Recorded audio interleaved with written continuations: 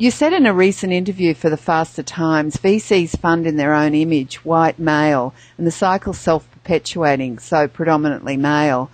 VCs have a preconceived notion in their heads of what they think constitutes a kind of entrepreneur to back. John Doerr apparently said if you're a white under 30 tech geek with no social life and a Harvard-Stanford dropout, line up for VC money. He didn't say male, but he might as well have. If it had been a 17-year-old Russian girl who came up with chat roulette, would there have been as much interest in funding whatever she might do next? And when I asked Jason Mendelsohn what he thought about this comment, he said it was laughable. How prevalent do you really think this attitude is towards entrepreneurs in the venture community? I think it's extremely prevalent, and I think it's a lot more prevalent and ingrained than many male VCs and, in fact, entrepreneurs themselves would tell you. Because, interestingly, I think this widespread belief that this is the model of a successful tech entrepreneur is as prevalent amongst young white male startup founders themselves as amongst the VCs who are funding them. Right. I tend to say that many things that are true in life are also true in business. So what we're talking about is that syndrome, which we're all familiar with, where we all decide, or have a tendency to decide, that there is a particular model of a life partner that would make us happy, and we have a checklist of qualities. And as we all know, what often ends up happening is that you fall madly in love with somebody who does not, in fact, possess any of those qualities on your checklist. Yes. And it's a wonderful thing. So there is tremendous opportunity for VCs to fall madly in love with the very different model of the entrepreneurs of the future and the very successful financially returning businesses of the future. But if you don't ever put yourself in situations where you allow that to happen or invite the people with whom that could happen into your life, how will that ever happen? That's really wise. Thank you for that. You also noted, and by the way, when you combine female with older, you get a real double whammy of VC unfundability. And so I so related to that because that I had that box ticked, and obviously it didn't help my chances of achieving venture, particularly in Europe. Although I have to say it never held me back or dampened my enthusiasm. Could you elaborate as to how and why you think being older brings challenges for the funding? Sure, and I think it's important to say, Timo, that everything we're talking about has a wider applicability, actually, within society, and is the result of some very fundamental socio-cultural dynamics. Right. So I talk about myself as a proudly visible member of the most invisible segment of our society, which is older women. Right. So, separate from a general belief within the tech world, like many other sectors, that older means set in your ways, incapable of learning new things, less forward-thinking, more worried about things to do with sort of family and lifestyle than younger, more unencumbered people. All of that, I would argue, is tripled when you combine older with female.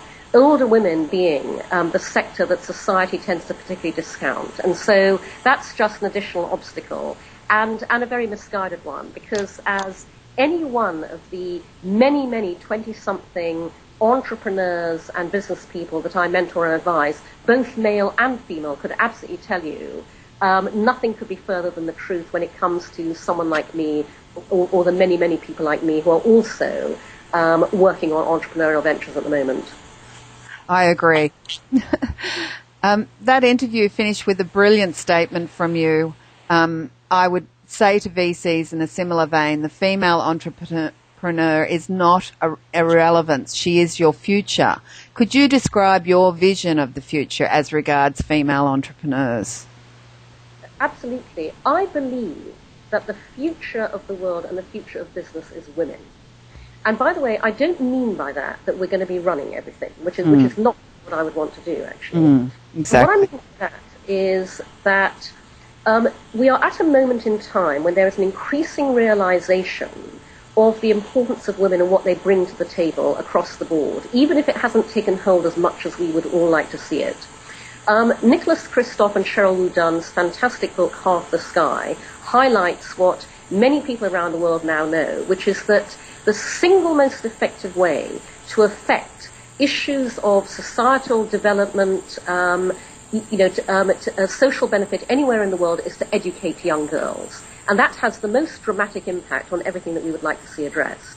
In the same way, even just today, reading the business section of the New York Times, there was a piece on the apparel brand Under Armour, which announced they were going after the female market and had the Under Armour spokesperson saying, "We envisage the market for us in women's apparel being way bigger than it currently is in men's," which has been their focus until now. Right. So many, many more people are realizing that, as Paco Underhill said recently to Ad Age, if you want business success, then you have to find mass acceptance with women.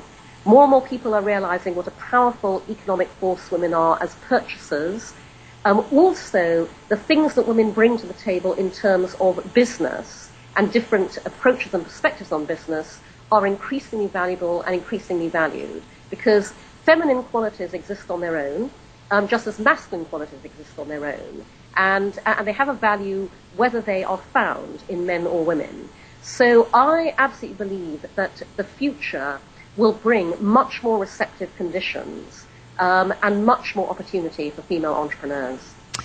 That's lovely and so positive. Thank you. What would you see needs to change so that female startups could more easily source venture capital? Firstly, as regards the women themselves, and also then the venture capitalists. What are the changes required?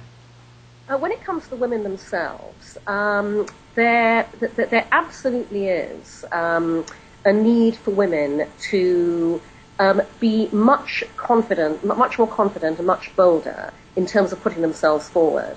I often have to have the conversation with women that goes, why do you say self-promotion like it's a bad thing? As women, from the moment we are born, everything around us conspires to make us feel insecure about absolutely everything to do with ourselves. The way we look, the way we dress, the way we talk, whether people like us or not. And we are taught that nice girls don't put themselves forward. Nice girls are always nice to other people. So women have to overcome this barrier of, not having the same confidence in many cases as men, or having to learn that over time, to actively put themselves forward and compete through promoting themselves and their ventures. The other thing women have to contend with is, unfortunately, a socio-cultural environment where, when women do that, it is not greeted fondly by men.